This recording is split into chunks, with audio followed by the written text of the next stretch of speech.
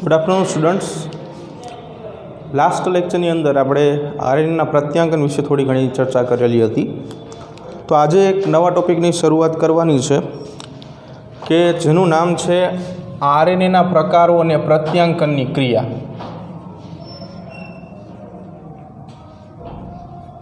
આરએનએના પ્રકારો અને પ્રત્યાંકનની ક્રિયા।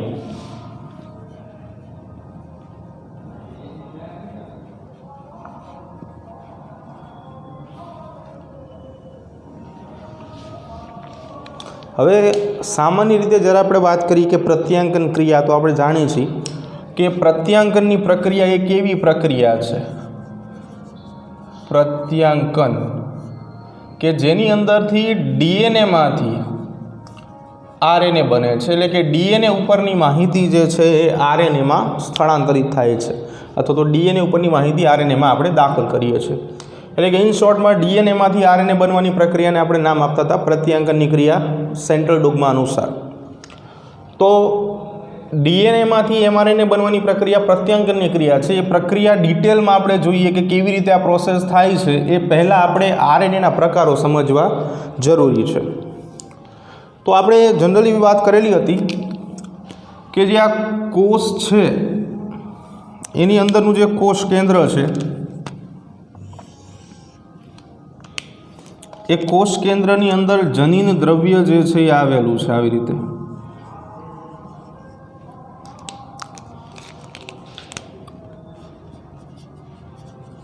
કોષ,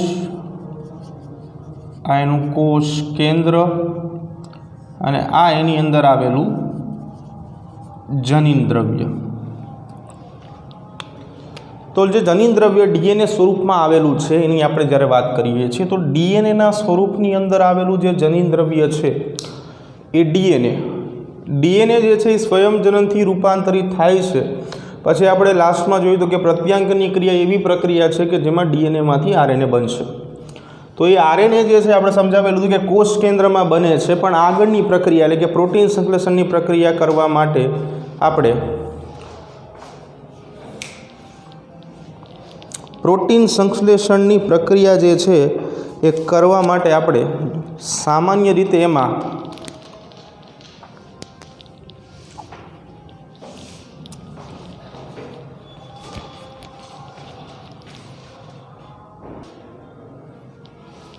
તો ફરી એકવાર કે ડીએનએમાંથી આરએનએ બનવાની પ્રક્રિયા જે છે એ શેમાં ચાલે છે? કોષ કેન્દ્રમાં ચાલે છે, કે જેને આપણે પ્રત્યાંકન પ્રક્રિયા કહીએ છીએ। એટલે કે સ્વયંજનનની સાથે આ પ્રક્રિયા જે છે એ ચાલે છે, આપણે પેરેલલ જોઈ હતી। તો કોષ કેન્દ્રમાંથી શું થશે કે ડીએનએ જે છે એ કોષ કેન્દ્રમાં જ રહેશે, પણ જે આરએનએ છે, આરએનએ આગળની પ્રક્રિયાઓ માટે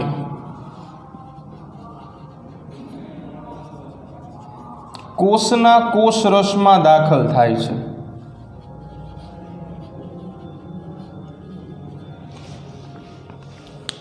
હવે અહીંયા તો ખાલી આપણે એમ જ કહીએ છીએ કે ડીએનએમાંથી આરએનએ બને છે, પણ આરએનએના પ્રકારો આપણે સૌથી પહેલાં સમજવાના છે કે આરએનએના પ્રકારો જે છે એ કેટલા છે। તમને બેક્ટેરિયાની અંદર આરએનએના પ્રકારો સમજાવેલા છે કે જે બેક્ટેરિયલ કોષ છે અથવા તો બેક્ટેરિયા છે, એ બેક્ટેરિયામાં આરએનએના પ્રકારોની વાત કરીએ તો બેક્ટેરિયાની અંદર 3 પ્રકારના આરએનએ જે છે એ આવેલા છે। તો 3 પ્રકારના આરએનએ જે છે બેક્ટેરિયામાં કયા કયા છે, હવે એની આપણે ચર્ચા કરશું કે બેક્ટેરિયાની અંદર આવેલા આ 3 પ્રકારના આરએનએમાં કોનો સમાવેશ થશે। તો સામાન્ય રીતે 3 પ્રકારના આરએનએની અંદર સૌથી પહેલો પ્રકાર જે છે જે આપણે સમજવાનો છે, જેનું નામ છે એમઆરએનએ, એટલે કે મેસેન્જર આરએનએ।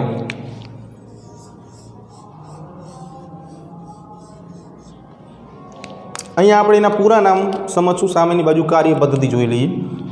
એમઆરએનએ એટલે કે મેસેન્જર આરએનએ, જેને ગુજરાતીમાં આપણે સંદેશાવાહક આરએનએ તરીકે ઓળખીએ છીએ। સંદેશાવાહક આરએનએ, સંદેશાવાહક આરએનએ અથવા તો એમઆરએનએ જે છે એ એસએસ ફોર્મમાં મોસ્ટ ઓફલી બધા આરએનએ જે છે એસએસ ફોર્મમાં જ હશે, બરાબર। અને mRNA જે છે એ પોતે ટેમ્પલેટ તરીકે પ્રક્રિયા આપશે, ટેમ્પલેટ તરીકે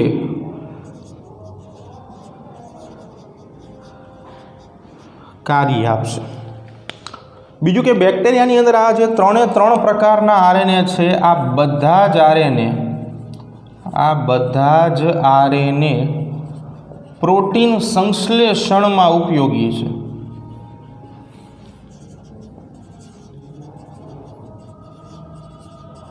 શેમાં ઉપયોગી છે? પ્રોટીન સંશ્લેષણ. પ્રોટીનના નિર્માણમાં 3 આરએનએ જે છે એ ઉપયોગી બનશે.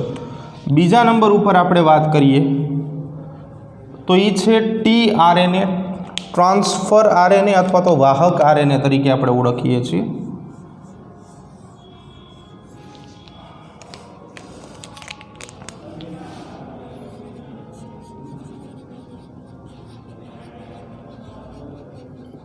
ટ્રાન્સફર આરએનએ અથવા તો વાહક આરએનએ તરીકે ઓળખાતી રચના છે ટીઆરએનએ. અને લાસ્ટમાં આરઆરએનએ,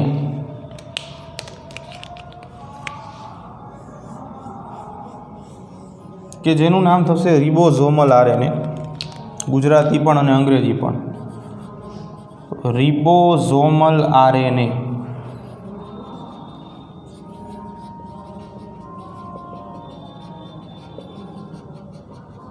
ત્રણેય આરએનએ શું કામ કરે છે એ હવે જોવું અગત્યનું છે. કે આરએનએના પ્રકારો તો આપણે સમજી ગયા, હવે આરએનએના કાર્ય જોઈએ.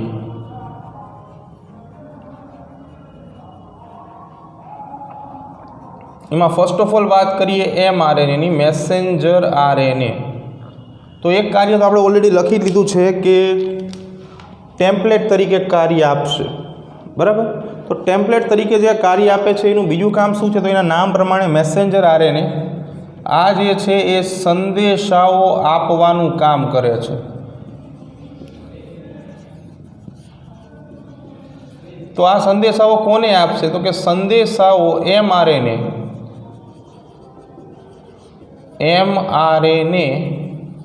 એ ટીઆરએનએ આપશે. કોને આપશે? ટીઆરએનએ આપશે. કે જેના કારણે જે મુજબ mRNA જે છે એ ટેમ્પલેટ તરીકે કામ કરે છે, સિંગલ સ્ટેન્ડર્ડ છે. જો ફોર એક્ઝામ્પલ કે આ જે છે એ mRNA છે, તો અહીંયા જે કાંઈ કોડોન્સ છે એ કોડોન્સ જે છે એના વિશેના સંદેશાઓ જે છે એ mRNA જે છે આ કોડોન્સ વાંચીને સંદેશાઓ જે છે એ ટીઆરએનએને આપશે. અને જેના કારણે ટીઆરએનએ જે છે એ આ કોડોનના એન્ટીકોડોન્સ જે છે એ લાવશે, બરાબર છે. નંબર 2 ઉપર વાત કરીએ ટીઆરએનએ, ટ્રાન્સફર આરએનએ જે છે એ શું કામ કરે છે? તો અહીંયા જે ટીઆરએનએ છે ટ્રાન્સફરની વાત કરેલી હતી, એટલે કે વાહક આરએનએ તરીકે કામ કરે છે. એટલે કે mRNA દ્વારા મળેલા, mRNA દ્વારા આપવામાં આવેલા સંદેશાઓ અનુસાર ઘટકોનું વહન કરશે. એટલે કે એની સામેના એન્ટીકોડોન્સ જે છે એ લઈ આવવાનું કામ જે છે એ ટીઆરએનએ કરશે. Number 3 rRNA, ribosomal RNA. આ જે આરઆરએનએ છે એટલે કે રિબોઝોમલ આરએનએ, જે રિબોઝોમ નામની અંગિકાની અંદર તમને જોવા મળશે. રિબોઝોમ અંગિકામાં હાજર. આ રિબોઝોમ જે છે એને પ્રોટીન ફેક્ટરી તરીકે ઓળખવામાં આવે છે. જો તમને યાદ હોય તો કોષની પ્રોટીન ફેક્ટરી એટલે કે રિબોઝોમ. કારણ કે રિબોઝોમની અંદર પ્રોટીન સંશ્લેષણનું કામ થાય કોષમાં. પ્રોટીન સંશ્લેષણની ક્રિયા જે છે એ રિબોઝોમ કરે. એટલે કે જે આરઆરએનએ છે, રિબોઝોમલ આરએનએ છે, એ પ્રોટીન સંશ્લેષણની પ્રક્રિયાને સરળ બનાવશે. પ્રોટીન સંશ્લેષણ માટેના ઉત્સેચકો છે અથવા તો અન્ય ઘટકો જે છે જે રિબોઝોમની અંદર મળી રહેશે. બીજું કે આ બધા આરએનએ જે છે એ આખી પ્રક્રિયા દરમિયાન કોષરસમાંથી ઉત્પન્ન થાય છે અને પ્રક્રિયા પૂરી થયા બાદ કોષરસમાં તે પાછા વિલીનીકરણ પામશે.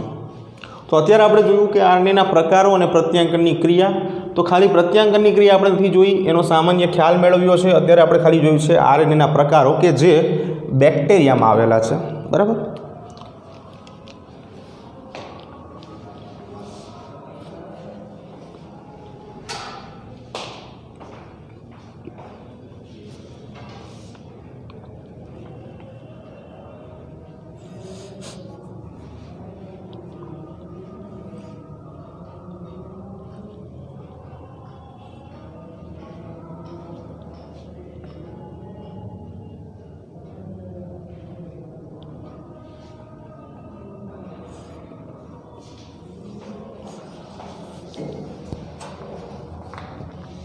जो हवे थोड़ी अन्य सामान्य केटलीक वात करवानी छे।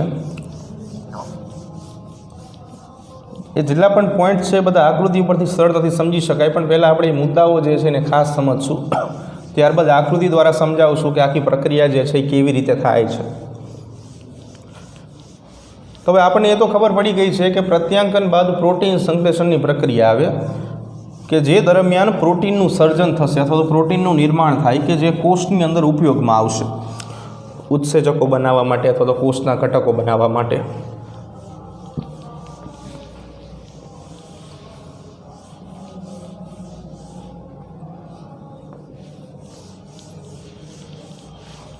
जो खास आ मुद्दो जे छे ने बहु ध्यानपूर्वक समझजो, केम के दरेक लाइन जे छे ने ए घणी बधी वातो कही जाय छे અને એમાંથી ઘણા બધા પ્રશ્નો જ્યારે પૂછાતા હોય છે ત્યારે થોડીક તકલીફ જે છે પડતી હોય છે આપણને। એટલે અહીંયા શાંતિથી આખી દરેક લાઈન જે છે ને સમજવા પ્રયાસ કરશું આપણે।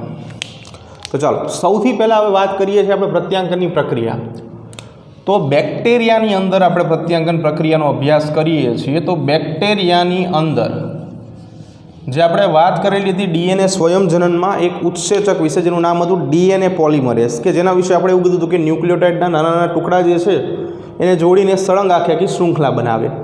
તો બેક્ટેરિયાની અંદર આપણે એની જ વાત કરવાની છે, પણ એક તફાવત એવો છે કે બેક્ટેરિયામાં ડીએનએ આધારિત, બેક્ટેરિયાની અંદર ડીએનએ આધારિત આરએનએ પોલિમરેઝ એક જ હોય છે।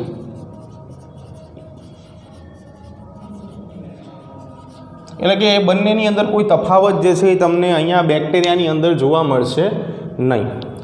તો હવે વાત કરીએ આરએનએ પોલિમરેઝની। આરએનએ પોલિમરેઝ તો જે કામ ડીએનએ પોલિમરેઝ કરે છે એ જ કામ આરએનએ પોલિમરેઝ પણ કરશે, પણ ફેર ખાલી એટલો છે કે ત્યાં ડીએનએ સાથે વાત હતી, અહીંયા આરએનએ સાથે વાત છે। આરએનએ પોલિમરેઝ જે છે એ પ્રમોટર સાથે જોડાય છે। જો યાદ કરો આ શબ્દ આપણે ભણી ગયા છીએ, પ્રમોટર સાથે જોડાય છે। પ્રમોટર શું છે? તો જો તમને યાદ હોય તો આપણે ડીએનએની કુંતલો વિશે વાત કરેલી હતી કે ફોર એક્ઝામ્પલ કે એક કુંતલ આ રીતે છે અને બીજી કુંતલ આ રીતે છે। તો બંને કુંતલ જે છે એનો શરૂઆતનો જે ભાગ છે એ શરૂઆતના ભાગને આપણે પ્રમોટર તરીકે ઓળખતા હતા। તો આ ભાગ જે છે એ અત્યારે આપણો પ્રમોટર બની ગયો કહેવાય। બરાબર છે। પ્રમોટરની દિશા પણ આપણે કદાચ કહી શકાય કે 3 ડેશ, અહીંયા 5 ડેશ છે, અહીંયા 5 ડેશ છે, તો અહીંયા 3 ડેશ છે। તો પ્રમોટરની સાથે કોણ જોડાય છે? આરએનએ પોલિમરેઝ જોડાય છે। તો આ પ્રમોટરની સાથે જો આરએનએ પોલિમરેઝ જોડાય તો એ પ્રક્રિયાની શરૂઆત કહેવાય। એની સાથે જોડાઈને પ્રક્રિયાની શરૂઆત કરે છે, પ્રક્રિયા સ્ટાર્ટ કરે છે। પ્રમોટરની સાથે ફરી વખત આરએનએ પોલિમરેઝ જોડાશે એટલે એ પ્રક્રિયા શરૂ કરે છે એમ કહી શકાય। કઈ પ્રક્રિયા શરૂ કરે છે? તો કે પ્રત્યાંકનની પ્રક્રિયાની શરૂઆત કરશે। પ્રત્યાંકનની પ્રક્રિયાની શરૂઆત કરશે। બરાબર। હવે આપણે ડિટેલમાં જોવાનું છે કે પ્રત્યાંકનની પ્રક્રિયા કેવી રીતે થાય છે। અત્યાર સુધી આપણે શું સમજતા હતા કે ભાઈ ડીએનએ સ્વયંજનની અંદર તે ઉત્સેચક છે આરએનએ પોલિમરેઝ એ જ પ્રક્રિયા કરી દે છે, પણ અહીંયા આપણે થોડી વિગતવારે વાત કરવાની છે। બીજું કે ન્યુક્લિયોસાઇડ ટ્રાઇફોસ્ફેટેઝ, ન્યુક્લિયોસાઇડ ટ્રાઇફોસ્ફેટેઝ ઘટકનું નામ ખાસ યાદ રાખશું આપણે, ન્યુક્લિયોસાઇડ ટ્રાયફોસ્ફેટેઝ આ જે છે એ પ્રક્રિયકના સ્વરૂપમાં વર્તશે. પ્રત્યાંકનની પ્રક્રિયા માટે આ પ્રક્રિયકના સ્વરૂપે વર્તે.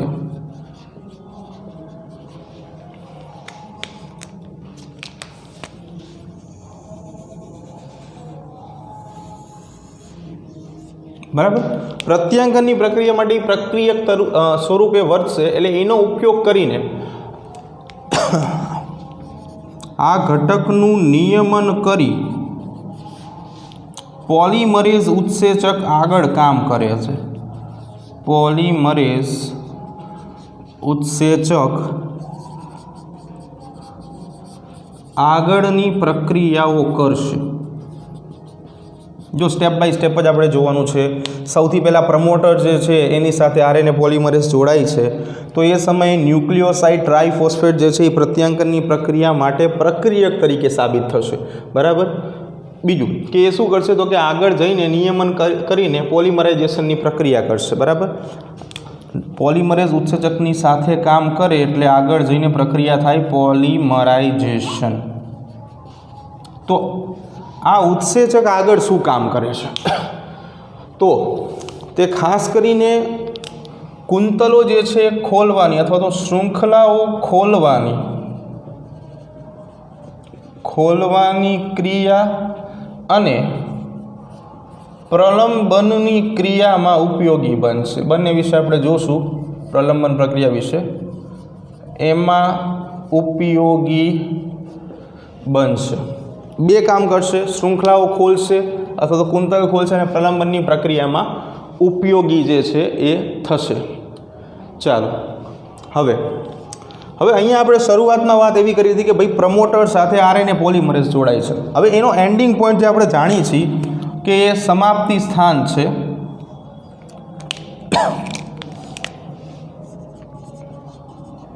આ શું છે? સમાપ્તિ સ્થાન.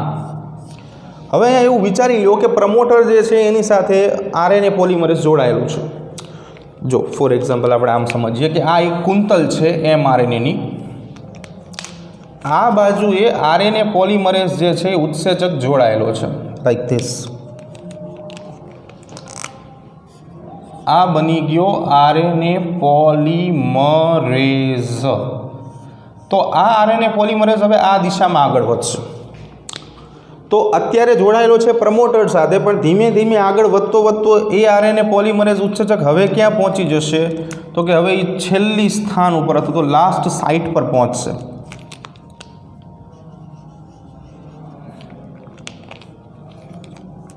તો આ અત્યારે આપણા માટે બની ગયો છે આરએનએ પોલિમરેઝ ઉત્સેચક કે જે સમાપ્તિ સ્થાને પહોંચી ગયો છે. સમાપ્તિ સ્થાને પહોંચી ગયો છે.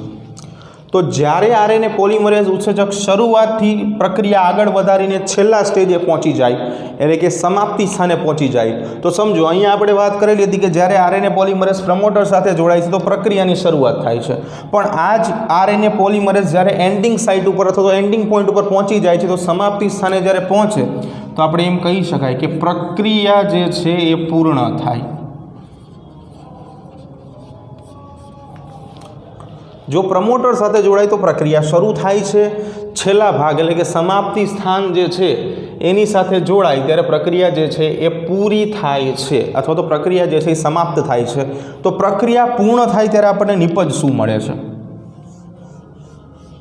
તો જ્યારે પ્રક્રિયા જે છે એ પૂરી થઈ જાય છે ત્યારે બે પ્રકારની નિપજ મળે છે. પહેલી નિપજ શું મળશે તો કે જે ઉત્સેચક આ શૃંખલાની સાથે જોડાયેલો હતો એ ઉત્સેચક પોતાની ક્રિયાવિધિ અનુસાર છેલ્લે સ્વતંત્ર રીતે મુક્ત રહેશે. એટલે કે નિપજ તરીકે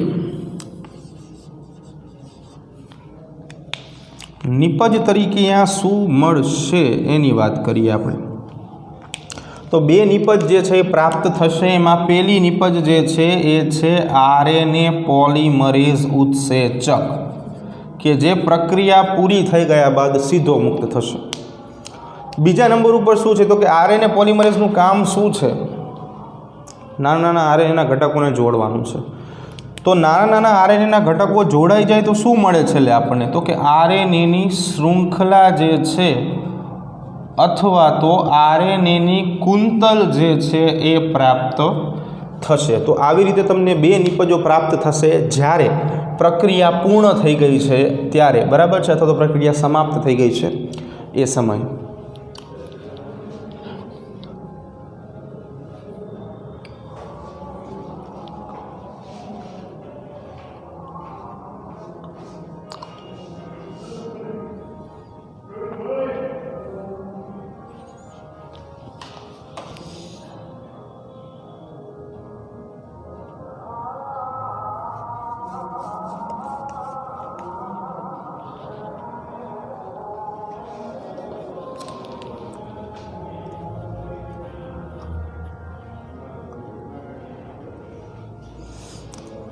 જો હવે આ તો થોડી ઘણી વાત થઈ, તો હવે જોઈએ પ્રક્રિયા કેવી રીતે થાય છે.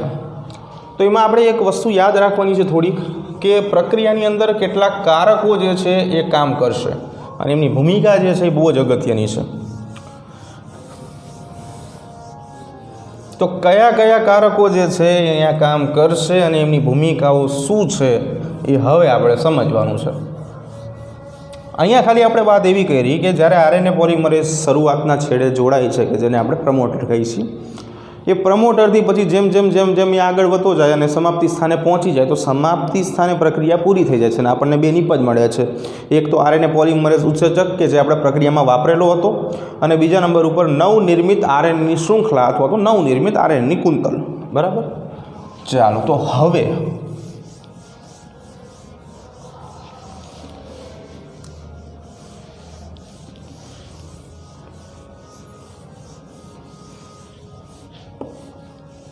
આગળ શું થાય છે એ જોઈએ આપણે.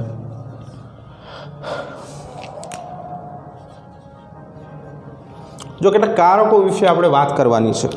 જો આપણે એટલું તો જોઈ લીધું કે અહીંયા આપણી પાસે ઉત્સેચક આ પ્રક્રિયામાં કયો વપરાશે, પછી કારકો જે છે ફેક્ટર્સ કહેવાય કે જે અફેક્ટ કરતા હોય, અસર કરતા હોય પ્રક્રિયાને. ઉત્સેચક જે છે એ આપણે વાપરો છે આરએનએ પોલિમરેઝ, બરાબર, જેના વિશે આપણે ભણી ગયા છે. કારક તરીકે 2 કારકો વિશે આપણે વાત કરવાની છે. એમાં પહેલા નંબર ઉપર આપણે વાત કરશું કે સિગ્મા કારક વિશે, અને બીજા નંબર ઉપર રો કારક. 2 અલગ અલગ પ્રકારના કારકો વિશે આપણે ચર્ચા કરવાની છે. એક છે સિગ્મા કારક અને બીજા નંબર ઉપર છે રો કારક. તો સિગ્મા કારક અને રો કારક શું કામ કરે છે એની વાત કરીએ. તો સિગ્મા કારક જે છે, જેને પ્રારંભિક કારક પણ કહેવામાં આવે છે, પ્રારંભિક કારક, અને આ જે છે એને અંતિમ અથવા તો સમાપ્તિ કારક કહેવામાં આવે છે. અંતિમ કારક અથવા તો સમાપ્તિ કારક તરીકે આપણે ઓળખશું.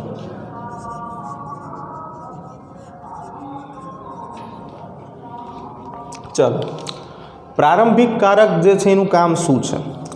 તો આ પ્રક્રિયાની શરૂઆત કરાવશે, અને જ્યારે સિગ્મા કારક જે છે જ્યારે પ્રક્રિયાની શરૂઆત કરાવે છે, અને રો કારક જે છે જ્યારે આ પ્રક્રિયામાં જોડાશે ત્યારે પ્રક્રિયાને પૂર્ણ કરશે. બરાબર, તો જો કે જે સિગ્મા કારક છે અને બીજા નંબર ઉપર રો કારક છે.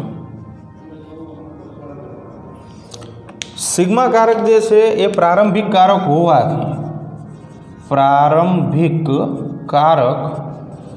હોવાથી પ્રક્રિયાની શરૂઆત કરાવે છે, અને રો કારક જે છે એ સમાપ્તિ કારક અથવા તો અંતિમ કારક જે છે, સમાપ્તિ કારકો હોવાથી પ્રક્રિયાને પૂર્ણ કરશે અથવા તો પ્રક્રિયાને અટકાવી દે છે. તો આ બંનેના કામ છે. બંને કારકો જે છે એ એક જ ઘટક સાથે જોડાય છે, એ છે આપણા ઉત્સેચક આરએનએ પોલિમરેઝ. બરાબર, આ 2 ઘટકો જે છે એ ઘટકો આરએનએ પોલિમરેઝ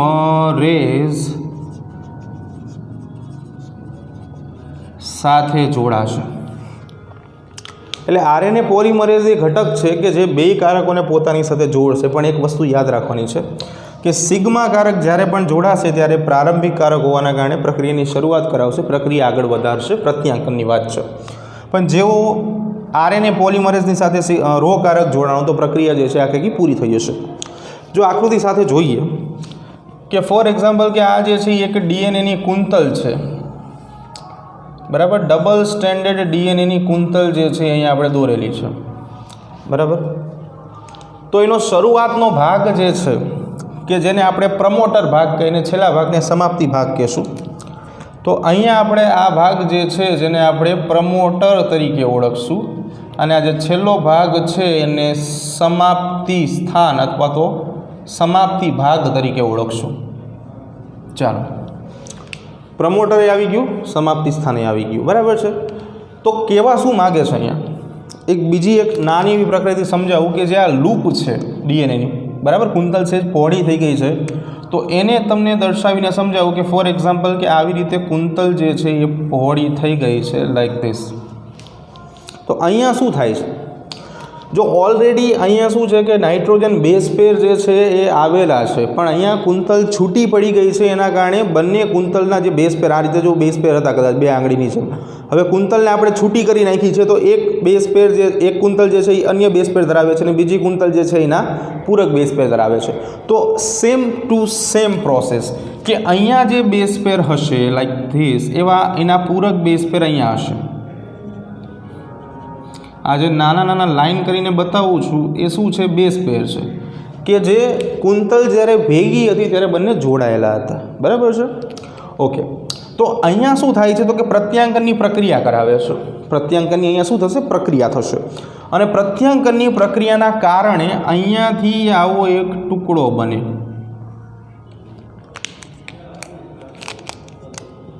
જે ટુકડો છે આરએનએનો એટલે કે રિબોન્યુક્લિક એસિડનો.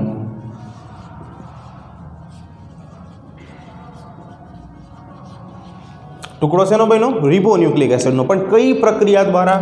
તો કે આ ટુકડો બને છે પ્રત્યાંકનની પ્રક્રિયા દ્વારા, કે જે ડીએનએ સ્વયંજનન દરમિયાન થશે.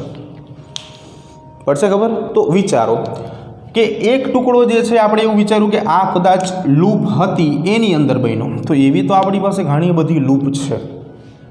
તો જેટલી લૂપ છે એ બધાની અંદરથી આરએનએનો ટુકડો બનવાની પ્રક્રિયા શરૂ થશે, બરાબર. તો થશે એવું કે નાના નાના આરએનએના ટુકડાઓ જે છે એ બનતા જશે.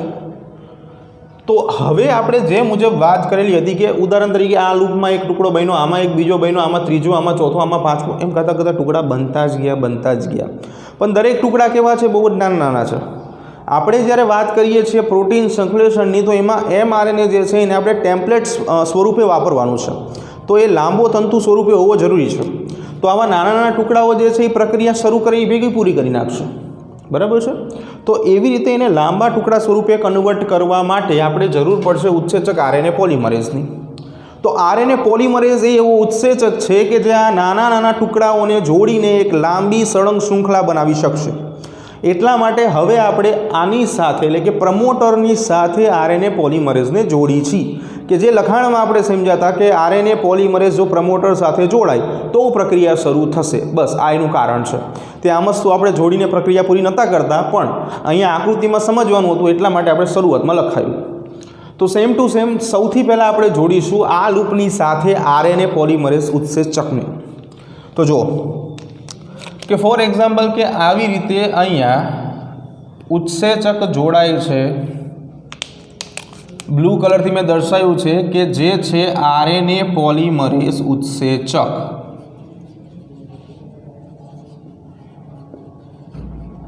બરાબર. સાથે સાથે બીજી એક વાત આપણે સમજાવેલું હતું કે બે પ્રકારના કારક છે, સિગ્મા અને રો કારક. તો કદાચ એવું થાય છે કે અહીંયા આપણે જે પ્રક્રિયા શરૂ જ કરીએ છીએ તો હું અહીંયા સિગ્મા કારક જે છે એને જોડું છું. સિગ્મા કારકની સાથે આરએનએ પોલિમરેઝ ઉત્સેચક જેવો જોડાય છે, પ્રક્રિયા શરૂ થાય છે, જે મુજબ આપણે વાત કરેલી હતી, બરાબર. કુંતલ દોરીને સમજાવ્યું હતું તમને યાદ હોય તો. હવે અહીંયાથી આ દિશામાં પ્રક્રિયા આગળ વધે છે.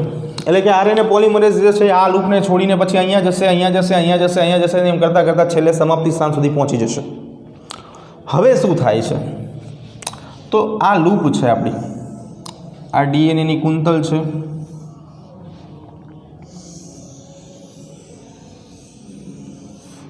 આવી રીતે, બરાબર, ડબલ સ્ટેન્ડર્ડ કુંતલ છે. જેવો આરએનએ પોલિમરેઝ જે છે જેમ જેમ આગળ જતો જશે, એટલે કે અહીંયાથી અહીંયા તેમ તેમ શું થશે? ફોર એક્ઝામ્પલ કે અહીંયા આપણે પહેલી લૂપમાં બતાવ્યો તો હું બીજી લૂપમાં બતાવું છું. તો આ જે મેં દર્શાવેલો જે બ્લુ કલરનો પાર્ટ છે એ આરએનએ પોલિમરેઝનો છે અને એની સાથે એક કારક જોડેલો છે આપણે કે જેને આપણે નામ આપીએ છીએ સિગ્મા કારક પ્રક્રિયાને આગળ વધારે છે. તો જેવો સિગ્મા કારક જે છે એ આની સાથે જોડાય છે, પ્રક્રિયા ધીમે ધીમે આગળ વધે છે, એટલે શું થશે અહીંયા કે અહીંયાની સાથે ચાલો એક આરએનએની કુંતલ જે છે એ જોડાતી જશે. નામ બહાર નીકળતી આરએનએની કુંતલ તમને દર્શાવી છે, આરએનએ દર્શાવે છે, બરાબર. પ્રક્રિયા જેમ જેમ આગળ વધતી જાય છે પ્રોસેસ થશે. આ કુંતલ શું દેખાડે છે સમજો. ફરી વખત વિચારો કે અહીંયા આ જે ભાગ છે લૂપ, એની અંદર આટલો ટુકડો આરએનએનો બન્યો, આરએનએ પોલિમરેઝ એને લઈ જશે, બીજી લૂપ છે, બરાબર છે. બીજી લૂપની અંદર શું છે તો કે બીજી લૂપની અંદર આવો એક આરએનએનો ટુકડો બન્યો, તો આરએનએ પોલિમરેઝ આ ટુકડો અને આ ટુકડો એટલે કે બે લૂપની અંદર બનેલા ટુકડાને જોડશે, જેના કારણે શું થાય કે ધીમે ધીમે આરએનએ જે છે એ લાંબો બનતો જશે, બરાબર છે. ઉત્તરાયણની અંદર કેમ આપણે દોરીઓ ભેગી કરીને લાંબી દોરી બનાવી, તો આપણે જે ગાંઠ મારી છે એટલે આપણે પોતે થઈ ગયા છીએ આરએનએ પોલિમરેઝ કે જે શું કરે છે બે કુંતલને જોડે છે. અહીંયા આપણે દોરીને જોડી છે, અહીંયા આપણે કુંતલને જોડવાનું છે, બીજું કંઈ નવું નથી, બરાબર છે. એટલે ધીરે ધીરે શું થશે કે જેમ આરએનએ પોલિમરેઝ આગળ વધતો જશે એમ આગળ વધતો આરએનએ પોલિમરેઝ. ચાલો અહીંયા વ્યવસ્થિત જોવા માટે આપણે સિગ્મા કારકને કાઢી નાખીએ, તમને આખી એક કુંતલ દેખાય બ્લુ કલરની. તો જેમ જેમ આરએનએ પોલિમરેઝ જે છે એ આગળ વધતો જશે, પ્રોસેસ થતી જશે અને એના કારણે શું થશે તો કે આરએનએ પોલિમરેઝ જે છે આવી રીતે જોડાઈ જાય અને બનેલા ટુકડાઓ જે છે નાના નાના ટુકડા આરએનએના એને જોડતો જશે અને આવી લાંબી કુંતલ જે છે એ આરએનએની બનાવશે. તમને વાત કરી કે જે મુજબ પ્રત્યાંકનની પ્રક્રિયા દ્વારા શું થાય છે, નાનો એવો ટુકડો જે છે એ જોડાતો જાય છે, બરાબર છે. હવે પ્રક્રિયા જ્યારે પૂરી કરવી છે એટલે કે સમાપ્તિ સ્થાને પહોંચી ગયા, પ્રક્રિયા કરતાં કરતાં કરતાં કરતાં છે ક્યાં પહોંચી ગયા આપણે? સમાપ્તિ સ્થાને પહોંચી ગયા. સમાપ્તિ સ્થાને શું થાય છે?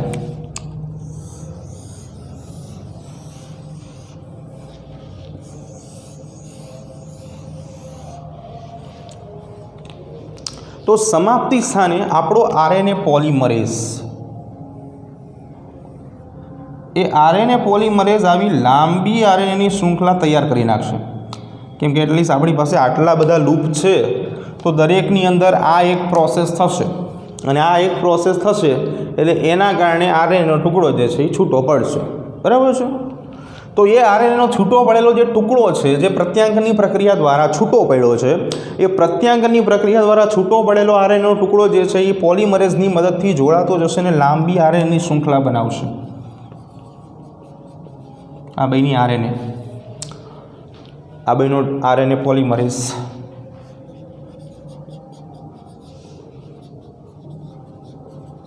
ચાલો અહીંયા આપણે પ્રક્રિયા પૂરી કરવાની છે. તો પૂરી કરવા માટે આપણે કયા કારકની જરૂર પડશે તો કે રો કારકની. રો કારક આવશે, આ રો કારક આની સાથે જોડાશે એટલે કે આરએનએ પોલિમરેઝની સાથે ઉદાહરણ તરીકે અહીંયા રો કારક જોડાઈ ગયો. તો રો કારક જોડાવાના કારણે અહીંયા પ્રક્રિયા પૂરી થઈ જશે. પ્રક્રિયા પૂર્ણ થાય રો કારક જોડાવાના કારણે. તો પ્રક્રિયા પૂરી થવાથી હવે શું મળે છે વિચારો. જે આપણે પહેલાં વાત કરી હતી ને કુંતલને લઈને, એ જ વસ્તુ અહીંયા કરવાની છે કે અહીંયાથી પ્રક્રિયા શરૂ કરી, પ્રક્રિયા પૂરી થઈ તો આપણને એક કુંતલ મળી આરએનએની કે જેને આપણે નવનિર્મિત આરએનએ કુંતલ કહી છે.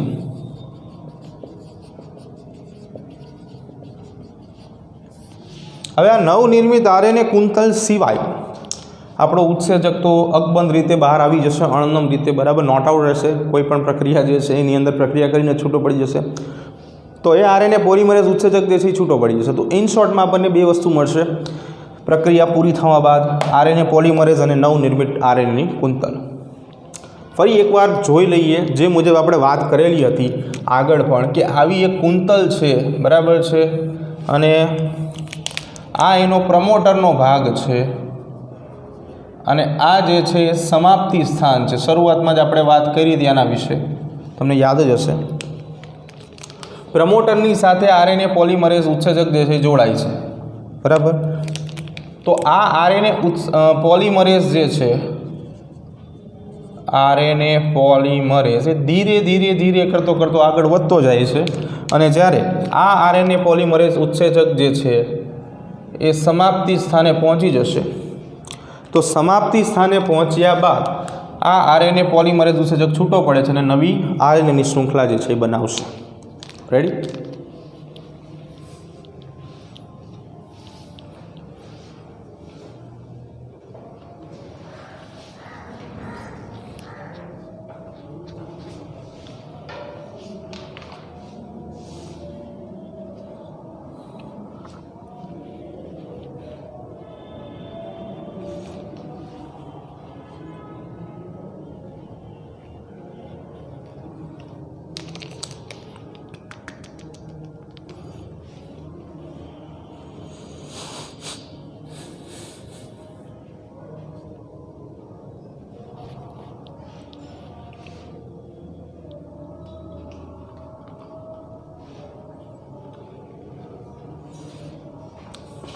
જો બેક્ટેરિયા માટે થોડીક એવી ચર્ચા બીજી કરવાની છે આપણે.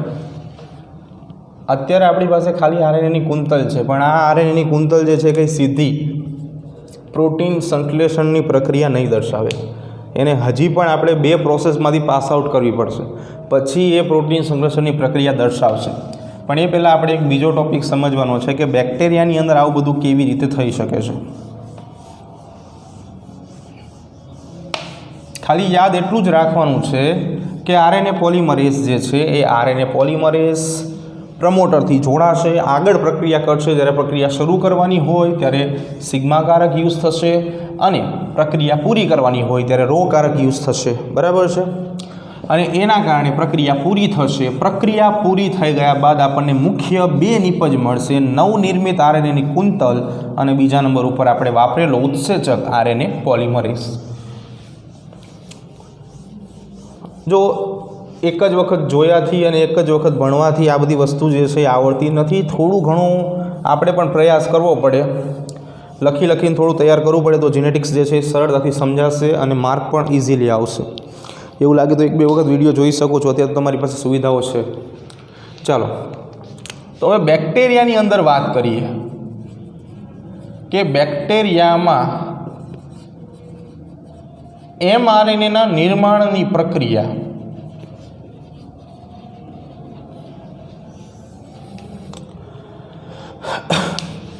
તો જો એમઆરએનએનું નિર્માણ જે છે થવું જરૂરી છે, મેસેન્જર આરએનએ છે, કારણ કે એ મેસેજ આપશે તો જ આગળ પ્રક્રિયા થશે. પણ બેક્ટેરિયાની અંદર એમઆરએનએના નિર્માણની પ્રક્રિયાની કોઈ જરૂરિયાત નથી. એટલે કે બેક્ટેરિયામાં એમઆરએનએના નિર્માણની પ્રક્રિયાની કોઈ જરૂરિયાત હોતી નથી.